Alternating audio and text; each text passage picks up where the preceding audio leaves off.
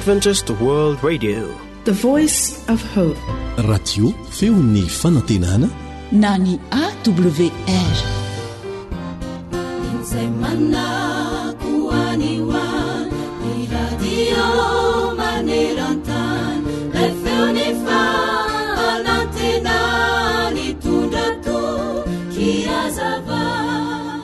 Hono arankizy efa ambany eritreretinao hoe mba firy reny no isan'ny asa azonneninao atao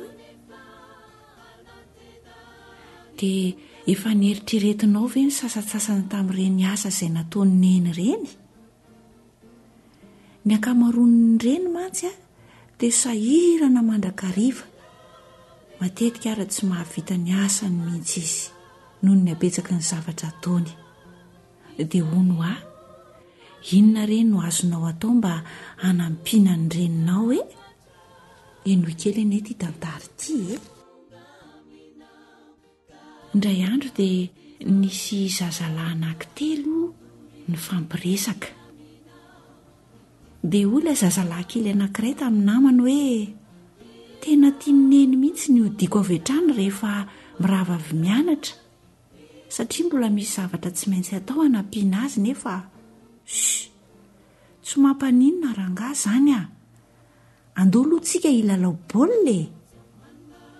Dia ilay zazalahy kely faharoa nanaiky izany avy hatrany, fa ilay zazalahy kely fahatelo kosa dia niainy tamin'ny pahanginana izany resaka izany, sady niteny rery izy hoe efa nampanantena neny ary fa hody avy hatrany rehefa mirava ny fianaranako, sady Jesosy ihany koa efa miandry ahy mba hanatanteraka an'izany voadiko izany.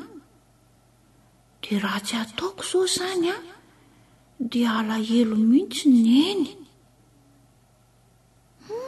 Tsy hanao an'izany fa ndeha hodika, tsy lalao baolina.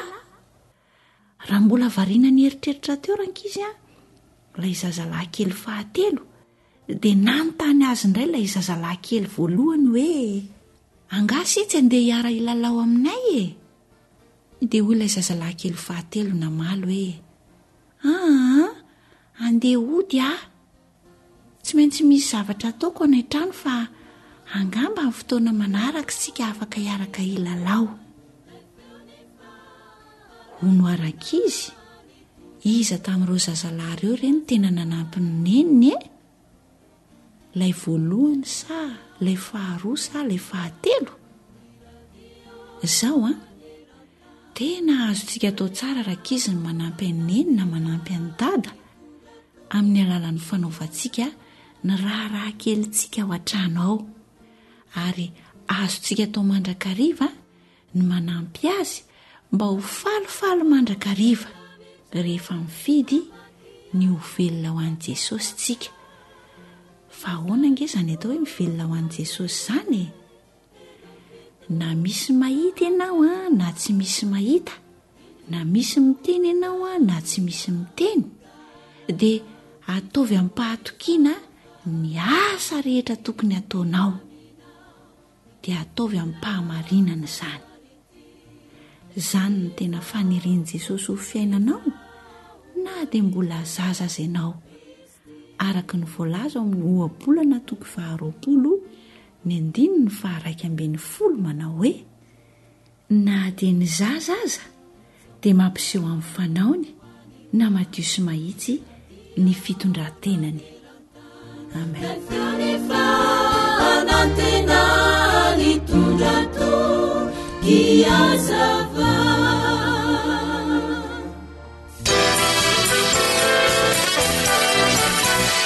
AWR manolotra ho anao feon'ny fanantenana. Ampifaliana mandrakariva ry mpiaino malala no iarabana ianareo mpanaraka ity fandarana ity. Raha mandinika izao karazam-piangonana maro izay samy manana ny filazany avy misy ankehitriny izao isika, dia mety ho lasa fisainana ka manao hoe mba nanao ahoana re izany fiangonana voalohany izany? Ny bokin'ny Asan'ny Apôstôly no mitantara azy. taorian'ny tsanganany dia mbola nijanona tetỳ an-tany ny fanerasera tamin'ny mpianany nandritra ny 40 andro aloha Jesosy. Hitantsika izany eo amin'ny Asan'ny Apôstôly 1 ka ny 9. Nandritra izany fotoana izany dia mety ho tonga ao an-tsaina koa ny fanontaniana hoe mbo nanao ahoana ry ireo olona izay nilaza fa tsy nitsangana Jesosy fa nangalarin'ny mpianatra ny fatiny rehefa nahita azy velona miaraka amin'ny mpianany indray? Toy izany no anjony fampianaran-diso indray andro any rehefa mifanatrika amin'ny fahamarinana tsy azo lavina ao amin'ny soratra masina. Ahoana hoy Jesosy? Ry adala sy votsasaina ka tsy mino izay rehetra lazain'ny mpaminany. Lioka 4:20 ka ny 5:20. Nandritrareo 40 andro ireo no niezahan Jesosy nanamafy orona ny toky sy ny fanantenan'ny mpianany. Nampatsiaroviny mpianany ny andraikitra napetraka taminy dia ny vavolombelon'ny tompo atrao Jerosalema dia eran'ny Jodia sy Samaria ary hatramin'ny farany tany. Nefa nasaina ny andry tao Jerosalema aloha izy ireo mandra-panafy ery azy amin'ny alalan'ny batisan'ny fanahy masina. Dia lasa Jesosy nakarina ho any an-danitra teo anatrehany izy rehetra. Saky nanamatroka ny fanantenan'ny mpianatra ny alahelon'izy ireo. Soa ihany nefa fa nalefa ny anjely ampahery azy ireo amin'ny fampatsiarovana ilay teny fikasana mamy indrindra hoe iny Jesosy nampiakarina niala taminareo any an-danitra iny dia mbola ho avy tahaka ny nahitanareo azy niakatra ho any an-danitra. Hitantsika eo amin'ny 9:20 zay. Rehefa niverina tao an-tanànan'i Jerosalema zareo dia niakatra ho ao amin'ilay efitrano ambony izay fitoerany. Tsy salasalana fa nitambesatra tao an-tsainy avokoa ireo toe-javatra niseho tamin'ireo andro faramparany niarahany tamin'ny tompo. Anka dia niraisaina izy ireo ka nivavaka mafy mba samy haharitra amin'izay efa nampianarin'i Jesosy.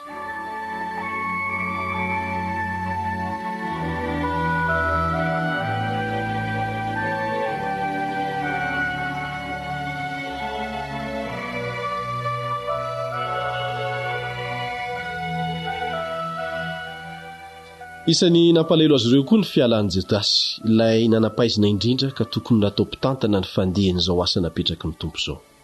Nalahelo zareo satria nahafahana irery ireo 12 lahy izay nifanerasera akaiky indrindra tamin'i Jesosy ka mety ho afaka hijoro tena vavolombelon'ny marina tokoa. Koa dia noheverina fa tokony hifidy olona iray hamenona ny isa 12. Rehefa nivoro ny fivoriam-be voalohany tokony 20 amby 100 ny isan'ny olona. Hitantsika amin'ny 10 zay dia naroso ny sosokevitra hanao fifidianana olona isolo an'i Jodasy. Izany no fifidianana voalohany nataon'ny fiangonana taorian'ny fifidianan'i Jesosy ny 12 lahy. Nisy hevitra tsara naroso atao fototra iorenan'ny fifidianana. Petera nanao sosokevitra ka hoy izy: amin'ireo lehilahy niaraka teto amintsika mandrakariva ireo, raha niditra sy nivoaka tamintsika Jesosy Tompo hatramin'ny batisan'i Jaona ka hatramin'ny andro nampiakarana azy niala tamintsika, dia tokony isy anankiray ho namantsika mba ho vavolombelon'ny tsanganany. Asan'ny Apôstôly 1 1:20 sy 2:20 no ahitantsika an'izany. Amin'ny sosokevim-pifidianana io no ahitana fa ny ho vavolombelon'ny fiainan'i Jesosy sy ny fitsanganany no tena ho vaidohan-draharahan'ity fiangonana voalohany ity. Ny fampianarana diso na hely tamin'izany andro izany mantsy dia nilaza fa tsy nitsangana Jesosy fa nangalarin'ny mpianatra. Rehefa niangona ny mpisorona mba miloholona teo amin'ny Israely dia niara-nievitra ka nanome vola be ny miaramila ary nanao hoe lazao hoe ny mpianany tonga alina ka nangalatra azy raha sendra natory zahay. Azo inona fa teo fovoany fivorian'io ilay iray nilainga tamin'izay. Asa rena efa nisy mpangalatra faty toy izay hita eto amintsika tamin'izany na tsika nahazona nampitombona hevin-dravina toy izany ho zary fampianaran-diso maneran-tany. Io ary no fampianaran-diso tsy maintsy ho resen'ity fiangonana voalohany ity ka natonga azy hanao fepetra hoe olona izay niara-niditra sy nivoaka tamin'i Jesosy hatramin'ny batisan'i Jaona ka hatramin'ny akarana any an-danitra no fidiana ho namana ho vavolombelona. Dia olona nahita ny fomba fandevenana sy ny toe-javatra tamin'ny andro nitsanganany tamin'ny maty ka ahita izay marina tokony ambara mba andresen-dahatra ny fampianaran-diso rehetra.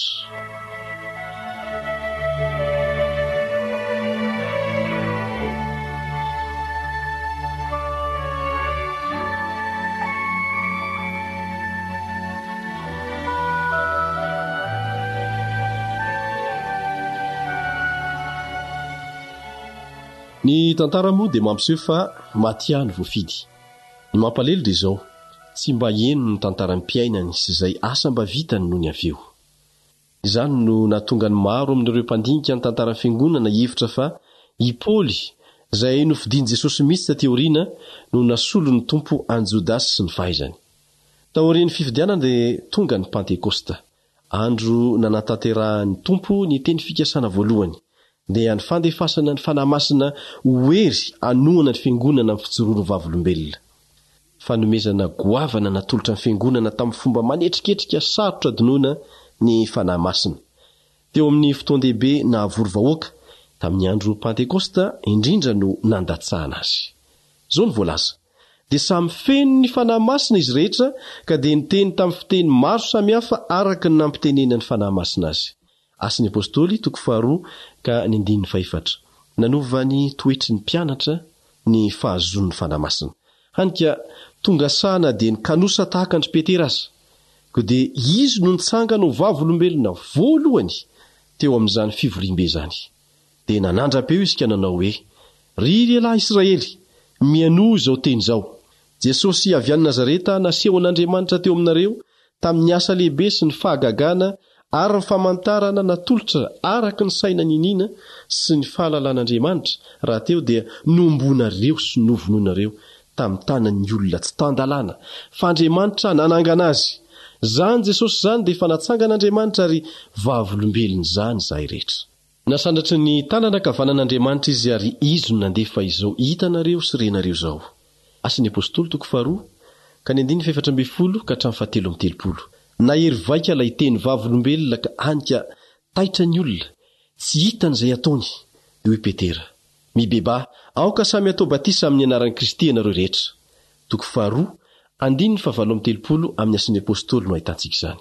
Ho vokatra izany vavolombelona tsy niambahamba fa nanambara zava-nisy marina izany dia 3,000 ny olona niova fo ka nirotsaka ho isan'ny fiangonana voalohany. Satria feno ny fanahy masina izy rehetra ka nitoro ny tenin'Andriamanitra tamin'ny fahasahiana ary tamin'ny hery-be no nanambaran'ny Apôstôly ny nitsanganan'ny tompo. Ary fahasoavana be no tao amin'izy rehetra na hery ny fiangonana voalohany satria ny ray fo sy fanahy ny olona rehetra izay nino. Araka ny hita eo amin'ny 7 eo amin'io boky io ihany, 2:13 sy 7. Ny ray fo sy saina ary ny ompananana hampandrosoana ny asa izy rehetra.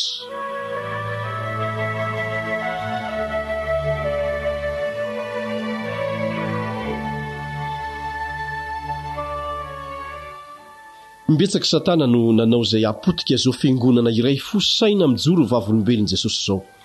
Hita izany tamin'ny fihetsik'iry Ananias sy Safira, izay nandray sosokevitra avy tamin'ilay ray ny lainga. Tsikaritry ny fanahy avy hatrany io hevitra io ka ndravany tamin'ny nahafatesany izy mivady teo no teo. Niezakaina anefa ilay ratsy isakana ny filazana marina an Jesosy.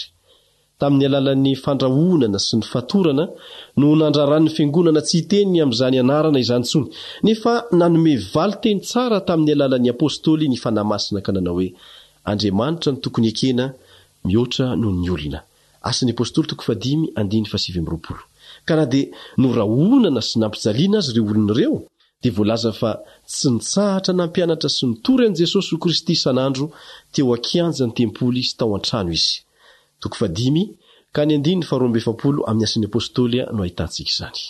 Tamin'izay no nisehoan'ny hafana mpondry Stefana ka niangavian'ny Israely mba andiny tena hibebaka fa tsy hanaraka anjamba ny fanaondrazana.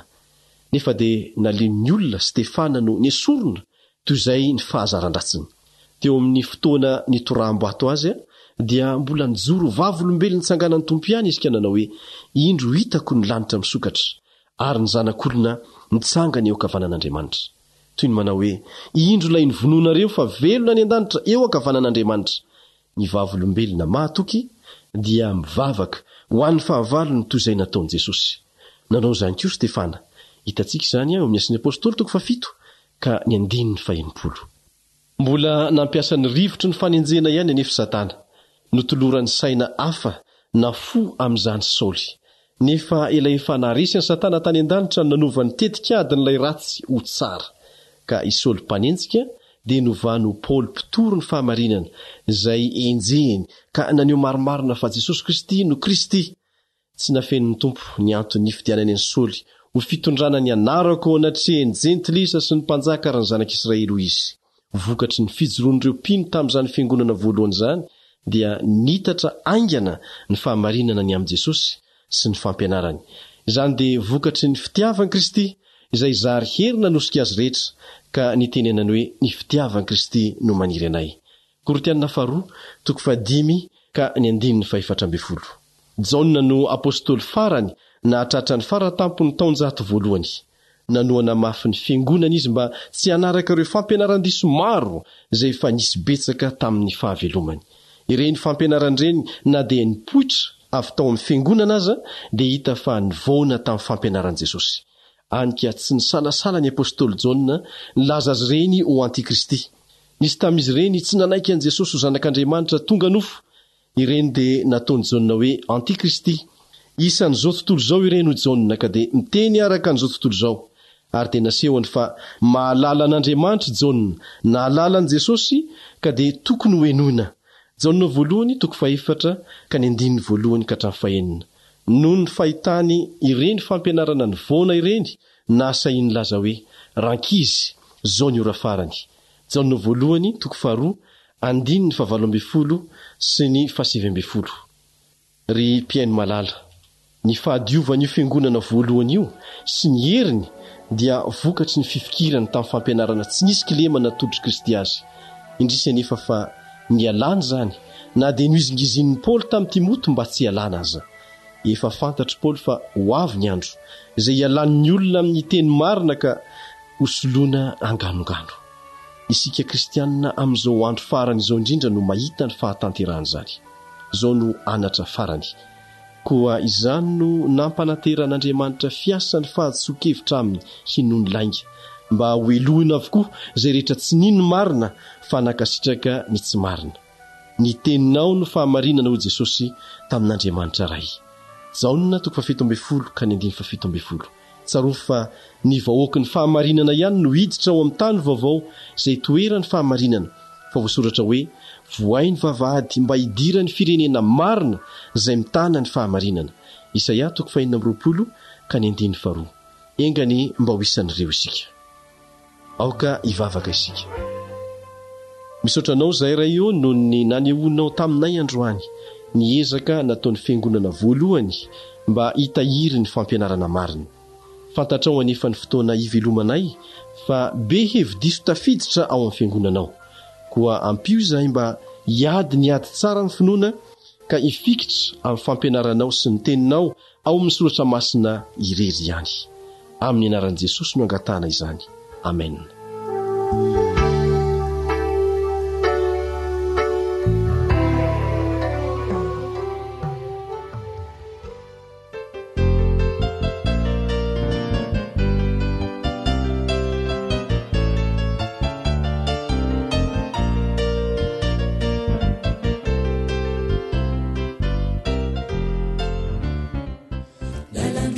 Samihafa manoloana izao sianao, iray lalantsara sady makany amindray,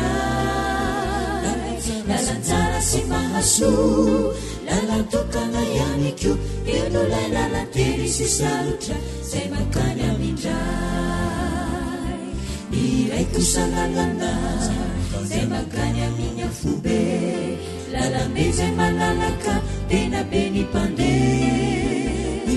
Izay volisatana-no tompo marika lehibe, miafara amin'ny fahaverezana fahafatesana.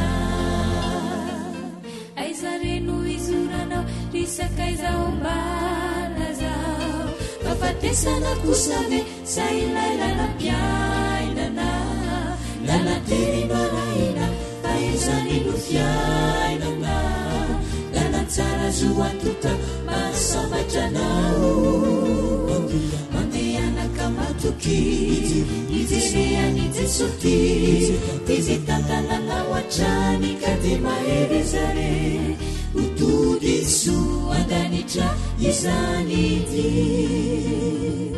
Aiza reno izoranao risaka izao mbala zao, fahafatesana kosa ve sa ilay lalam-piainana, erinaraina fa izany no fiainana lalatsara zo antoka masambatra nao mandehanaka matoky mijereany jesosy fizitanana ohatrany ka dia maherezare utudi su andanicha izaniti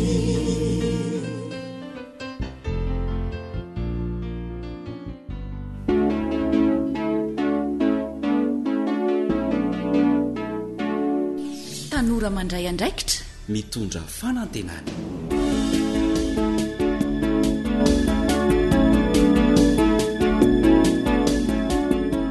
dia faly tafahoana amin'ny tanora rehetra mpanaraka nyity fandarana ity indray ny zokinao Eliandre Mtantso sy ny namanao Andrembo-Vonjerinaivo miaraka amin'ireo teknisianina mikirakira ny lafiny teknika izay mahatonga izany ho azontsika henona tsara.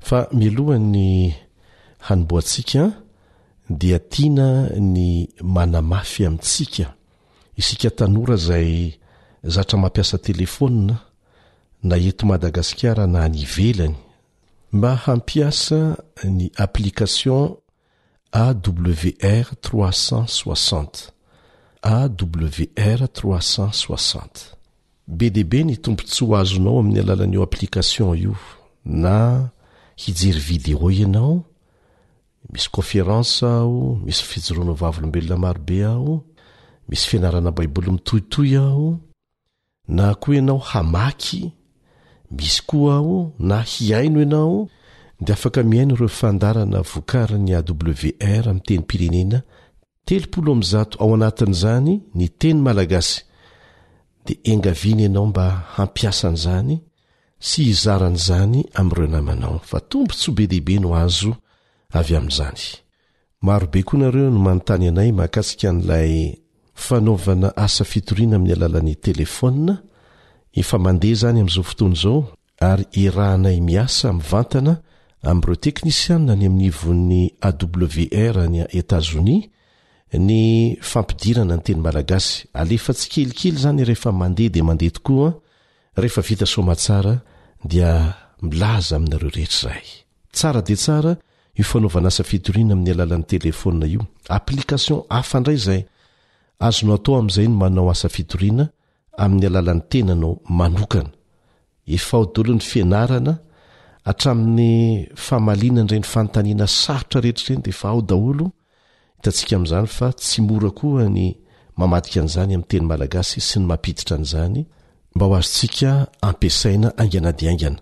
Mangataka vavaka satria ny zavatra ohatran'izany dia halan'ilay ratsy amin'ny endriny rehetra ka dia mangataka vavaka izahay mba ahafahana mamita an'izany hatramin'ny farany. Mety ho gaga ianao hoe mangataka vavaka foana fa inona moa no ilayntsika mihoatra lavitra noho izany ary azonao omena ihany koa ny vavaka. Izay no ela fa mitoy ny fiarantsika mianatra mamadika ny tetikasa nofinofy ho lasa zava-misy miaraka amin'ny zoky Andrembo-Vonjerinaivo. Izy dia mpampianatra misotro ronono avy amin'ny université ary manana traikefa be dehibe mihitsy tamin'ny alalan'ny fananganana orinasa samihafa ary indrindra ny tolotsaina omena ny mpianatra voamivoaka amin'ny université makasika an'izany. Mino aho fa efa vonona hanaraka ny toy ny fandarana miaraka amin'ny stylo sy ny kahier na ny carnet tahirikevitra daholo sika tsy adintsika le kata carnet tahirikevitra zay le kata carnet tahirikevitra. Hanaraka tantara ihany koa sika rehefa avy eo fa aty am-panomboana dia arahantsika avy hatrany aloha ny toy ny torohevitra mahakasika ny fifantenana tetikasa nofinofy satria reny ange nofinofy dia ahoana ny famadiana an'le izy ho lasa zava-misy. Zay izao le fianarana ataontsika be dehibe ny tonga ao an-tsainao io piakoho ve amboly ve ahoana ary dia mijery ianao hoe ahoana ihany izy ty dia manampy antsika ny zoky Andrembo-Vonjerinaivo mba hahafahantsika mifantina an'ireo tetikasa nofinofy ireo ho izy amin'ireo ary no atao. Dia mandray atsoratra mihitsy misy fanontaniana izay ho arahantsika rehefa aveo amin'ny fomba fanivanana an'izy ireny hoe iza ary ny tena ataoko, mila fahasahiana izany, mila sahy manao safidy ampahendrena isika. Na manandrem-bovonjerinaivo inona indray ary ny toiny. Ny fomba izay atoroko anao zany zao dia efa natsidika teo dia tokony andalo sivana ireny hevitra ireny, ary ilay fanontaniana apetraka ao mikasika ny hevitra anankiray no sivana izay anavahanao ny ilaina sy ny tsy ilaina. Dia ataontsika hoe misy sivana voalohany zany zao, rehefa eo daholo le hevitra rehetrarehetra dia oka ianao tsy hanao ohatry ny sasany hoe ndeha ataoko atsapaka, tsika tsy miaina amin'izany kisendrasendra zany, satria misy olona manao an'izany mihitsy hoe ataony eo daholo zany le hevitra rehetrarehetra dia atao anaty satroka dia dia zay voaraiko ato zany no izy. Olona matahotra haka andraikitra ny manao an'ireny matetika, fa ianao tanora ho tompona andraikitra ianao, no zany dia tokony hiatrika tsara izany sivana izany ary tsy atahotra mihitsy, satria indraindray dia ohatry n'ilay fitiavana voalohany iny no misarika ny saina dia tsy mety miala, dia matahotra ny analana iny rehefa tafiditra ao anatin'ny sivana izy. Ka toy izao ny fombafomba n'ilay sivana dingana voalohany, sivana voalohany zany ito. Misy fanontaniana vitsivitsy reto izay ilana valiny isaky ny hevitra iray. Voalohany aloha, mikasika inona ilay hevitra, mikasika inona ilay hevitra, famokarana ve dia valinao eny na tsy, zavatra ilaina andavanandro ve eny sa tsy, raharam-barotra ve eny tsia, zavatra efa ataon'ny hafa ve eny tsia, sampanasa hafa ve tsy mbola fahita amin'ny andavanandro eny tsia, ilain'olona maro ve izy io eny tsia, manana toerana tsara eo amin'ny tsena ve izy eny tsia. Zay zany no fanontaniana, andalam-panontaniana voalohany, ahitana an'ireo fanontaniana maromaro ireo, zay no mikasika ilay hevitra aloha. Faharoa, dia jereo indray ny momba ny akora ilaina mba ho fanatanterahana ilay hevitra. Fanontaniana ary, hita eto toerana ve ny akora ilaina eny tsia, afarana ny velany ve ny ampahany na ny akora rehetra ilaina eny tsia, tsy ilana fanamboarana fa azo ampiasaina avy hatrany ve ny akora ilaina eny tsia, mora ampiasaina ve izy tsy ilana fahaizana manokana eny tsia, ahitana azy ve eran-tany ary tsy miova firy ny vidiny mandritry ny taona zany na mandritra ny vanim-potoana lavalava eny tsia, manana fifandraisana tsara amintsika ny tany hafa misy azy ve eny tsia, misy akora hafa anampiana azy ve zay vo azo ampiasaina izy eny tsia, toerana iray no misy azy rehetra sa toerana maro samihafa eny tsia, azo atao ve ny manolo azy amina akora hafa raha ilaina eny tsia, miankina amina vokatra avy amin'ny orinasa hafa ve izy eny tsia. Fanontaniana fahatelo, momba ny toerana ilaina mba hamokarana ilay hevitra. Mila toerana malalaka ve mba hanatanterahana an'io hevitra io, lazao hoe firy eo no tokony habeny, toerana voaharo tsara ve no ilaina, voaharo amin'ny rivotra, voaharo amin'ny afo, voaharo amin'ny rano eny tsia,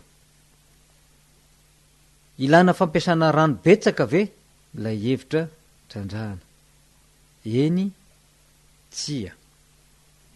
Ary ilana rano efa voadio tsara ve sa rano mikorina madio de efa ampy? Eny tsia. Mila fanarin-drano ve lay toerana? Eny tsia. Ilaina ve ny fanorenana trano lehibe? Eny tsia. Akaiky tanan-dehibe ve lay toerana tadiavina? Eny tsia. Akaiky lalana ve lay toerana tadiavina? Eny tsia. Tany lemaka de efa mety sa tsy maintsy avoana no anorenana ny toerana iasana? Eny tsia. Fa efatra, mikasika ny angovo. Mampiasa herinaratra ve lay hevitra? Eny tsia. Mampiasa solika ve? Eny tsia. Mampiasa angovo hafa ve? Lazao hoe inona lay angovo hafa zay mety ho ilaina. Eto zany dia somary zavaiko kely io resaka angovo hafa io a, mety hoe ny herin'ny-drivotra zay manodina helisy, na mety ho herin'ny-rano zay manodina turbine. Ka zay zany no ilana hoe azavaina tsara. Fanontaniana manaraka, saro tadiavina ve ny angovo ampiasaina aminy? Eny tsia. Satria mety ho angovo nukleary ohatra zany, zavatra saro tadiavina zany raha mbola eto amintsika amin'izao fotoana izao.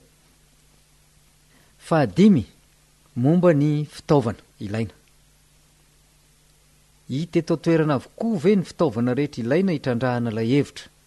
Eny tsia. Afarana avy any velany ve ny fitaovana ilaina? Ampahany na izy rehetra mihitsy? Eny tsia. Ilana olona ho fanina manokana ve mba ampiasa ny fitaovana? Eny tsia. Ilana fikojakojana manokana ve lay fitaovana? Eny tsia. Mora tezaina ve ny fitaovana? Eny tsia. Mora ahitana fitaovana anamboarana azy ve lay fitaovana ho ampiasaina raha sendra misy fahasimbana? Eny tsia. Mety ilaina ve ny fanamboarana matetika ireo fitaovan'ireo? Eny tsia. Lafo vidy ve ireo fitaovan'ireo? Eny tsia.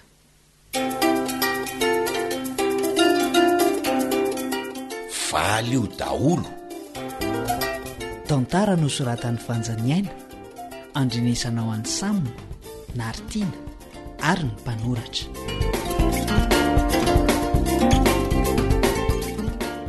Mbasambasamba tsy rendriky ny torimaso teto le tombo mandinika an'le kahie. Nefa ne ny andro ty mamay be. Koratsinonako atorotoro fahatany eto e. Iza malala. Efa mifo tsara zao ny saiko fa hafa ny taloha. Ay. Vo maika aza mivandravandra be masoko mandinika ny tiako. Fa inona nefa ty diniany laty e? Ny anadesonako. Lesoninona koa no mba mahaliana ny tombo e. Ary tsy nanaraka an'le fandaharana mahakasika an'le fitrandrahana hevitra azo avadika ho lasa asa ndray zany le zalaty.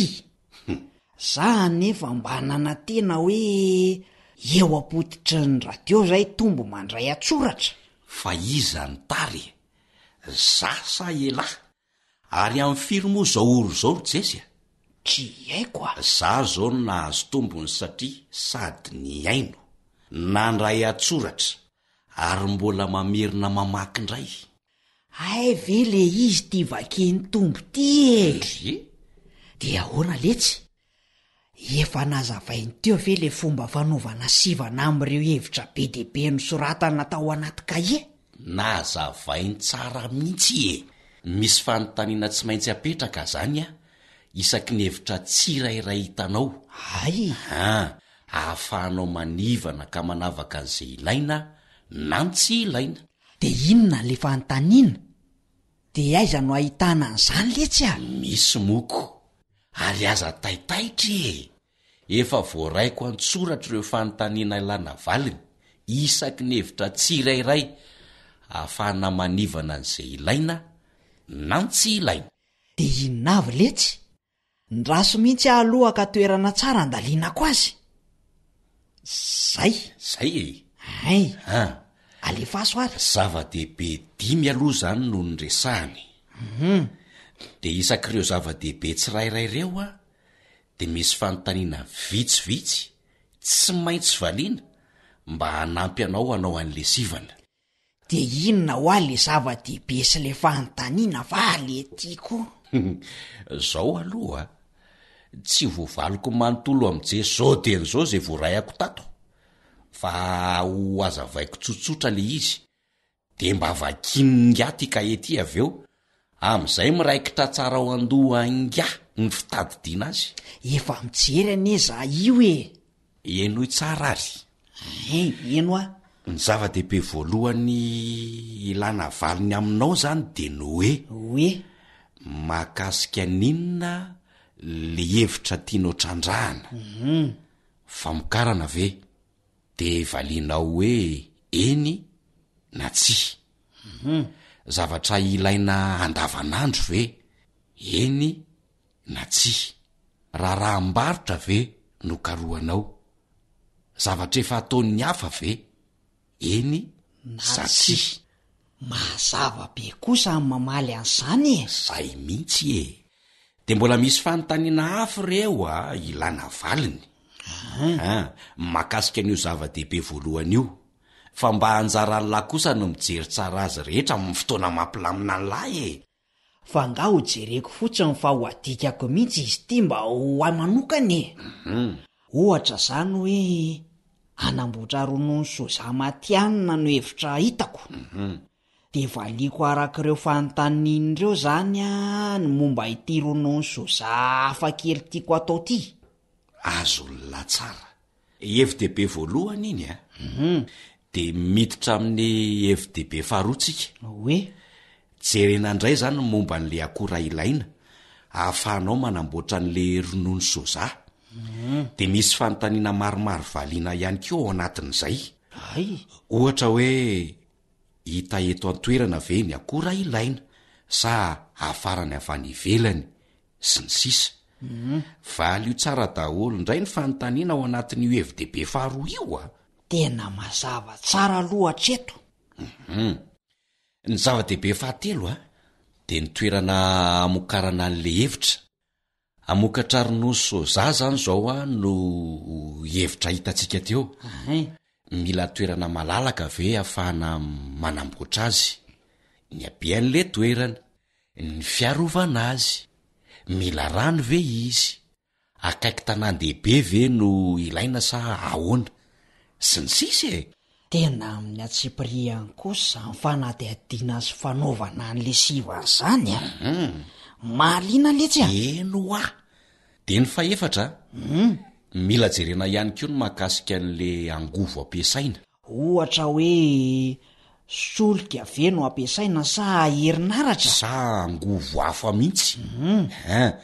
De lazaina mihitsy hoe inona le izy so de tsy misy eto amintsika akory le angovo ilaina ka maty antoka eo fotsiny. Tsy mety ny asan-jamba ny famanaoko toto zany so de hoe andao atao foana fa rehefa eo mahita ny toyany ripadripaka sy miala maina io fotsiny. Ary zay zany no mahatonga an'le olona tsy tafavoaka na ihany koa tsy mahita ny anombohana an'izay ataony raha azoko tsara. Ilaina ny taridalana sala amin'izao. Tena manampy be reto fanontaniana sivany reto. Fa mila valiana tsara fotsiny Zay aloha zava-dehibe efatra zany zao zay voaresakitsika teto zay. De ny zava-dehibe fahadimy zany de mikasika an'le fitaovana ilaina. Misy fanontaniana maromaro ihany koa zany valiana mahakasika an'io fitaovana ilaina io. fanamboarana ronoso za foana aloha no akatsika ohatra zay mihitsy de ohatra hoe ny fanontaniana petraka hoe hita eto antoerana avokoa ve ny fitaovana ilaina hitrandrahana azy io sa mila farana avany ivelana izy rehetra sany ampany mila olona hofanina manokana ve ampiasan'le fitaovana mora hitana fitaovana namboarana azy ve rasanatre ka simba le fitaovana lafo ve ny vidiny sa manahoana sy ny sisy de mbola misy fanontaniana hafa ihany koa fa jereo tsara reo amin'ny kahereo eno misy hoeritreretina mihitsy ny fanatanterahana azy rotombo ataody riska le tsy fa misaotra fa inona ny riska am'ireo ny manao an'reto ary ny tena tsisy riskako fa zay tsy manao an'ireo sivan'ireo no mirisitrisy-pahatany ny hevitra hitatr' izay ary saika veryranjavona fotsiny nampanofo ratsy fotsiny zao efa eto ampelantanana ny vaolana ka inona ndray ka zay anie le tiako lazaina fa tsy azo ny latsara ny fomba nylazako azy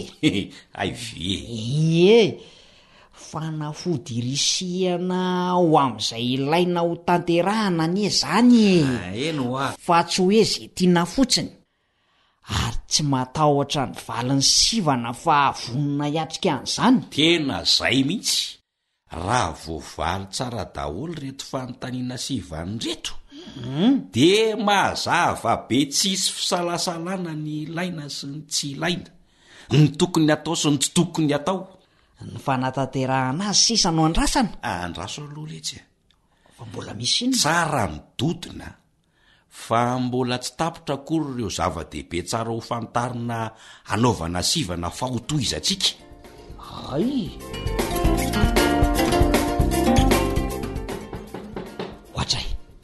ohatray mety belonga amb'izay mandony zay ny fanena teny an-dalana manko zay de saika indrana tsofa hony izy fa misy zavatra kely ho amboariny dadafara tsofa raha ny fitadidiako aneto mbola tavela ao anaty korotanetanao anie izy iny le avy nampiasaina tany ambany vohitra eno marina mbola ho tadiavina anie zany tsofa zany sady vita somatsara koa ny resakitsika teo amin'ny manaraka indray mieniny toyany fa ahatreo aloha ny lazaina mba tsy te hizarany toy indray le tombo de manararaotra ny fahatongava belo mandondona ao ambaravarana tsy mijanonao de hoe ka marina ary zany ko homany tsara ny penina sy ny kahe fa mba anjara lalàndray ny mandray atsoratra de za ndray mimpanadina tsy ola zany ho avy lesy ry belo fa za maimaika ndana letsy ry jesy voay fa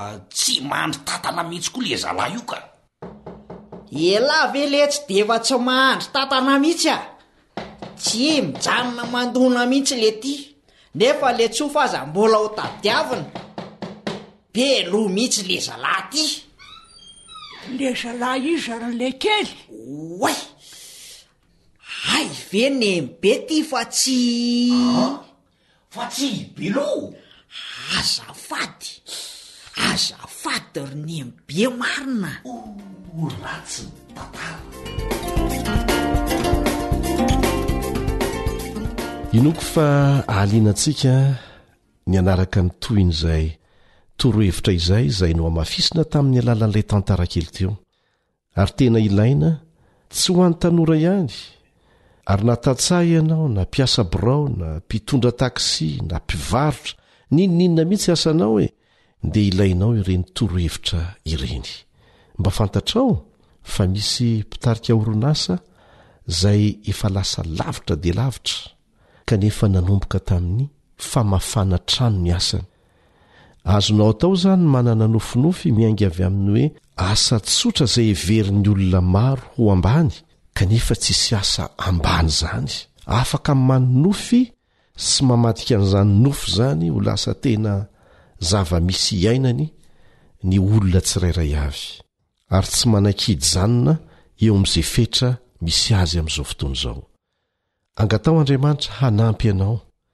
mba ho afaka mifantina ireo tetikasa be dehibe ao an-tsainao ao ho lasa zava-misy zay ny mahasamy hafa antsika amin'ny olona izay tsy mivavaka. Angatao Andriamanitra fa ho hitanao fa hanampy anao izy, hanomesaina anao izy, dia mafisina ihany ialao le atsapaka rehefa mifidy an'le tetikasa, fa sahi mandray andraikitra mampiasa ny sainao eo ambany fitarian'ny fanahy masina. Dia aza atao saraka aposy na anaty kitapo kely ilay karneta herikevitra, ilay kata, mba hanoratanao, hitehirizanao zay hevitra rehetra tonga ao an-tsainao, satria rehefa voafantinao nge le tetikasa mety aminao dia mbola isy tsirikevitra vaovao hatrany ho tonga ao an-tsainao ao dia mila soratana izany, ary afaka dinihana mangina ny anatsarana azy. Efa nanavitra olona maro be izany fomba fiasa tsotra izany, tsy izany tompony izany, fa nindramina izany. Hitako nety tamiko dia inoko fa mety aminao. Azo atao koa ny mitahiry hevitra anatina ordinateur na ny telefona, saingy mety ho very ilay telefona. Vitsikoa no afaka mitahiry ny asa nataony any anatin'ny raona na ilay antsoina hoe cloud. Ireo mpikirakira ny ordinateur sy ny telefona dia mahalala an'izany. Fa ny sahazany rehetra ary mbola mety tsara dia ny fampiasana karne. Efa mihoatra ny 5 ny karneko ao, feno hevitra daholo, feno zavatra noetreretina ho atao daholo, satria na ny fandaram-potoana ho atao rapitso azany dia mba soratanao koa mba tsy ho adino.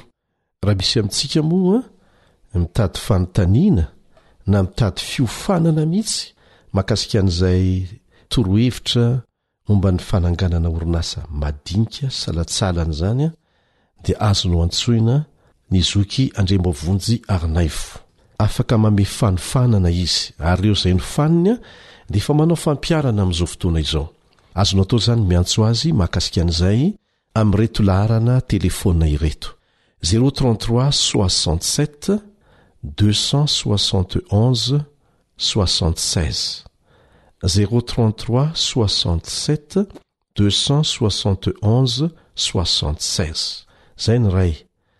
Ny anankiray dia Telma 034 16 034 16 161 76, 034 16 161 76. Izay indray ary no azona tolotra antsika rehetra tamin'ity anio ity, asa mandisy fotoana amin'ny toy ny fandarana anarahantsika ny toy ny torohevitra omena. Manao mandra-piona vetivety ny zokinao Elion Andriamitanso.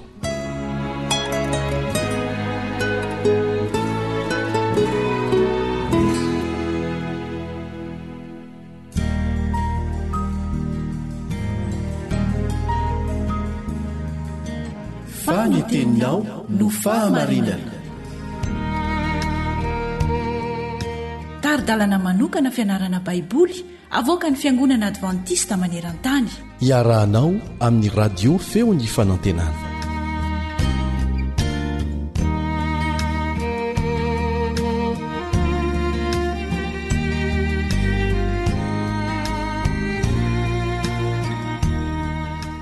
Anio sika dia iresaka mikasika ny fomba tokony tantanantsika ny vola araka ny toromarika avy amin'Andriamanitra, ary ao anatin'ny fotoana ahavelomantsika no hanaovantsika an'izany, satria rehefa maty dia tsisy nininona ntsony azo atao mikasika an'izay. Miaraka aminao hatrany ny mpiara-mianatra aminao Elion Andriamitanso.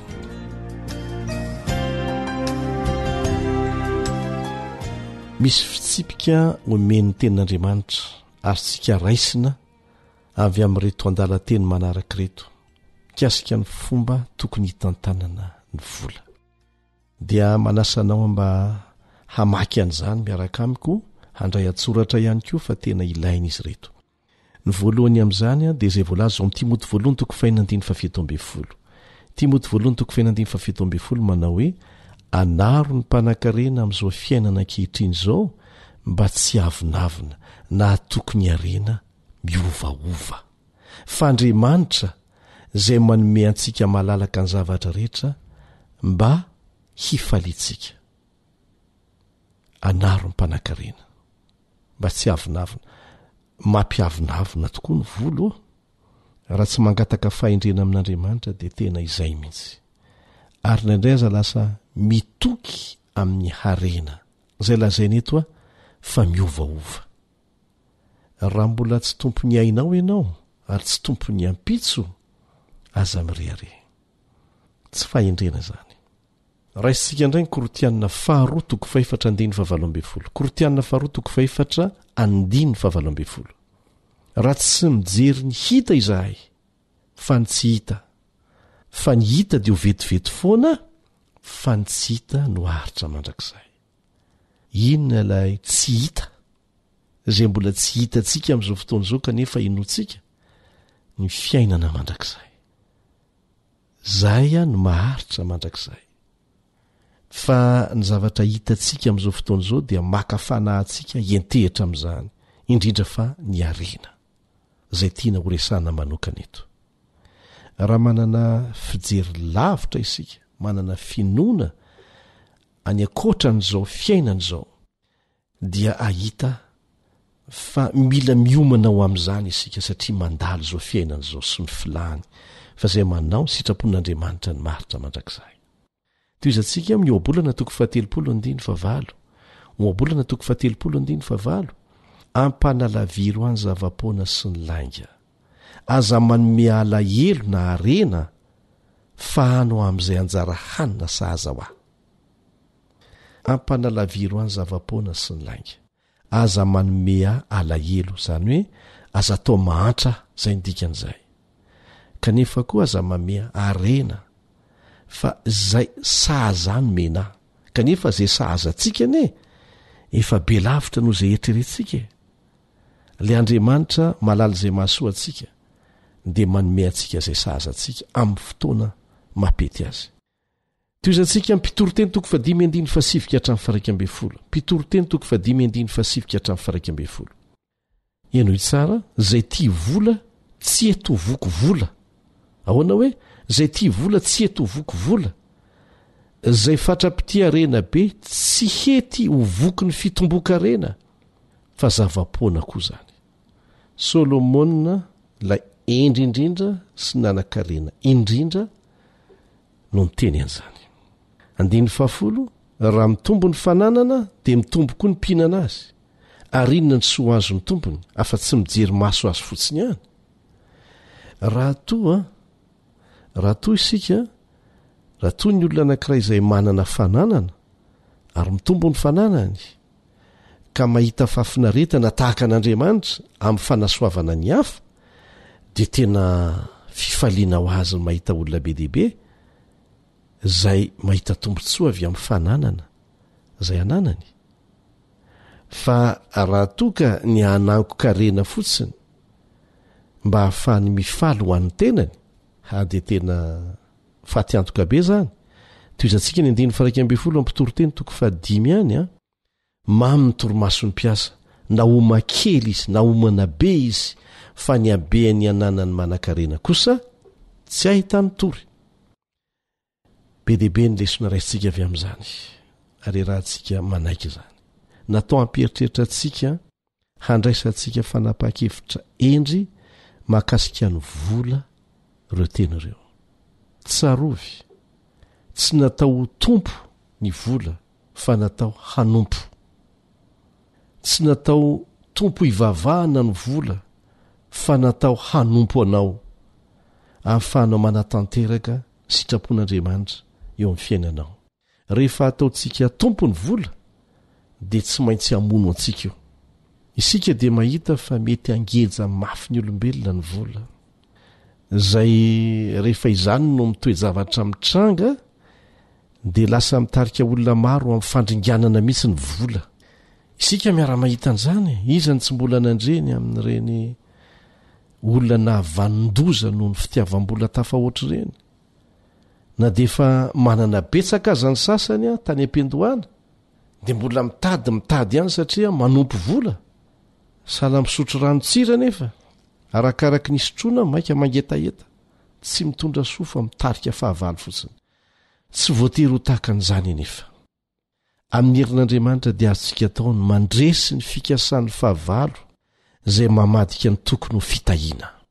Satana dia manao zay atonga antsika hanompo ny vola, fa tsy atonga ny vola ho fitahiana ho antsika fa ataony izay atonga n'izany ho lasa ozona. Izay ny ilana fahendrena avy amin'Andriamanitra ao anatin'ny tontolo-kevitry ny fahaizana mitantana sy ny fanaovana drafitra hiatrehana ny fahafatesana dia anankiray amin'ireo fakapanahy mampididoza ny olona ny fanangonana rena sy fananana ho an'ny tenany rery. Kanefa raha kilazain'i Solomonina teo dia hijery fotsiny izy fa ny hafa ny tena mitavana an'izany, kanefa tsy mahita fafinaretana izy satria nataony ho an'ny tenany le izy. Ho fanamarinana an'izany dia izao no lazain'ireny olona ireny hoe rehefa maty any aho dia azoko ataony manolotra an'izany rehetra izany e. Na dia tsara aza no ny fandaniana ny zavatra rehetra avetrany, izany teny izany a dia misy tsara lavitra noho izany. Azontsika atao ary tokony ataontsika dia ny fanaovana didim-pananana, fanaovana drafitra mazava ny amin'ny ampiasana ny fanananao, izany hoe ny tianao ampiasana ny fanananao rehefa maty ianao, ny tianao ampiasan'ireo handovana izany, ho ampiasaina amin'inona le vola. Azo atao tsara mihitsy mantsy any mametraka ao anaty didim-pananana hoe ny vola tahaka an'izao a mba hiantrana ny mahatra, tahaka an'izao a ho fanohanana ny asan'Andriamanitra, fa ireto lova ho an'ny zanako. Azo atao tsara izany. Izao ny voalaza ao amin'ny boky anankiray Testimonies for the Church, Testimonies for the Church, boky 5 takila 450. Hitako fa maro ny tsy manao izany raha mbola velona izy. Le torohevitra omen'Andriamanitra izany le mametraka miloha izay didim-pananana ampiasana ny vola ny fananana rehetrarehetra izay rehefa maty. Betsaka izany ny tsy manao an'izany. Toy izantsika mivaky teny, mampangina ny feon'ny fieritreretana izy ireo, fa amin'ny fahafatesany no anaovany asa fiantrana. Zay izany hoetreritrereny olona ireny rehefa maty dia be dehibe ny andovan'ireo dia zay izany ny anjara fiantrana ataoko. Tsy mila mandamina amin'ny amin'izany aho. Toy izantsika zara raha mahatoky sy mino an'Andriamanitra izy ireo ka tsy samy manome ninninona mandritra ny fahavelomany. Saingy tsy zany asa sodiso aoriana loatra izany no takian'Andriamanitra amin'ny mpianany. Tsy mahafatsy ny fitiavan-tenany velona izany. Ireo izay mifikitra amin'ny fananany hatramin'ny ora farany dia manolotra izany ho amin'ny fahafatesana fa tsy ho fampandrosoana ny asan'ny tompo. Ahoana hoe? Ireo izay mifikitra amin'ny fananany hatramin'ny ora farany, izany hoe tsy nanao mpilanona mihitsy ny amin'izay ampiasan'ny olona andimby azy an'io fananana io, dia manolotra an'izany ho amin'ny fahafatesana fa tsy ho fampandrosoana ny asan'Andriamanitra. Misy mandrakariva amin'ny fatiantoka, banky ropotra ny banky, lany amin'ny fomba maro samihafa ny arena, maro no manam-pikasana tsara saingy mitaredretra izy amin'izany ka ataony Satana izay anakanana azy tsy handrotsaka ao amin'ny firaketan'ny tompo. Verimeloa ny hamerenana izany amin'Andriamanitra ny fananana, ary faly aoka izany Satana rehefa izany no miseho. Verimeloa ny hamerenana n'izany amin'Andriamanitra ny fananana, ary faly aoka izany Satana rehefa izany no miseho. Tian'Andriamanitra isika mba ho mpitantanympananana mahatoky raha mbola velona ny amin'ny fomba ampiasana an'izany, ary koa ny efa hanomana sady ny tianao ampiasana an'izany araka ny sitrapon'Andriamanitra ho an'ireo izay handimby ianao raha tsy maintsy handalo fahafatesana ianao. Hanome fahendrenantsika ny Andriamanitra tsy hangatakandro ihany koa amin'ny fanapa-kevitra izay raisintsika. Amen.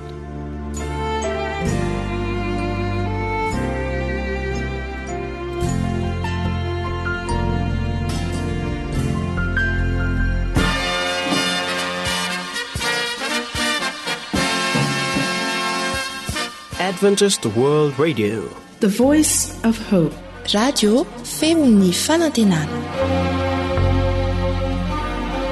Ny farana treto, ny fanarahanao ny fandaharan'ny radio Feo Fanantenana na ny AWR amin'ny teny malagasy.